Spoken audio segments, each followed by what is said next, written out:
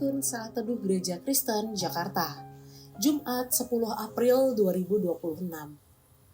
Judul renungan, Tuhan itu pengasih dan penyayang. Diambil dari kitab Keluaran 34 ayat 6 dan 7.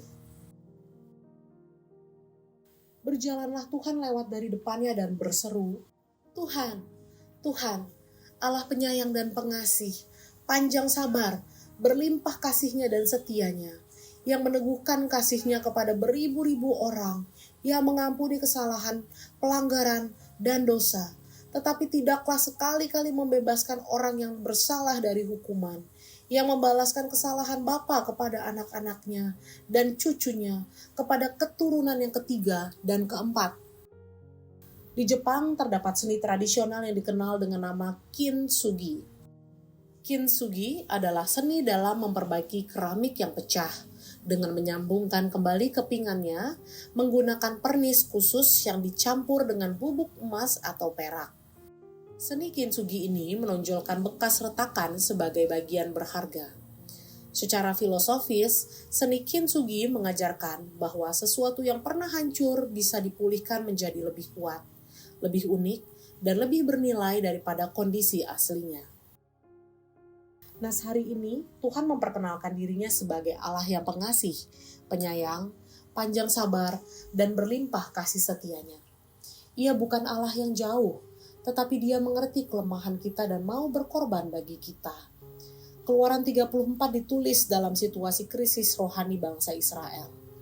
Mereka baru saja melakukan dosa besar dengan menyembah anak lembu emas, sehingga Musa memecahkan loh hukum Taurat sebagai tanda rusaknya perjanjian antara Allah dan umatnya. Namun kisah ini tidak berhenti di loh batu yang hancur. Kisah ini berlanjut pada loh yang baru sebagai tanda pembaruan perjanjian, gambaran tentang kasih karunia.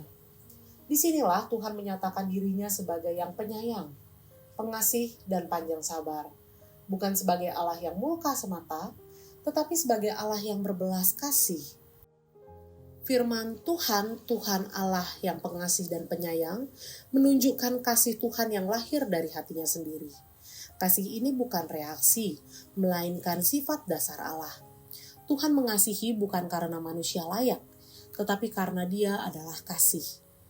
Panjang sabar dan berlimpah kasih dan setianya menunjukkan Tuhan tidak cepat marah. Ia memberi waktu untuk bertobat dan berubah. Kasih setianya adalah hasil yang berpegang pada janji. Kasih yang tidak meninggalkan walau manusia sering tidak setia. Ayat 7a yang meneguhkan kasih setianya kepada beribu-ribu orang. Kasih Tuhan bersifat luas dan turun-temurun. Anugerahnya menjangkau jauh melampaui satu generasi. Tuhan mengampuni dan memulihkan.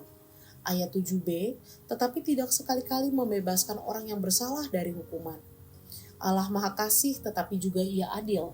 Pengampunan bukan berarti mengabaikan dosa. Tuhan memanggil umatnya untuk bertobat dan hidup benar di hadapannya. Mari datanglah kepada Tuhan dengan segala keadaan kita, sebab tidak ada dosa yang terlalu besar sehingga kasih Tuhan tidak sanggup memulihkan. Hiduplah dalam pertobatan sejati. Kasih Tuhan bukan alasan untuk kita hidup sembarangan, tetapi mendorong kita untuk hidup kudus. Tunjukkan kasih Tuhan kepada sesama. Sebagai orang yang telah menerima kasih dan pengampunannya, kita dipanggil untuk mengasihi dan mengampuni orang lain. Allah yang kita sembah bukan Allah yang cepat menghukum, tetapi Allah yang mengasihi, memulihkan, adil dan setia memegang janjinya. Terpujilah Allah.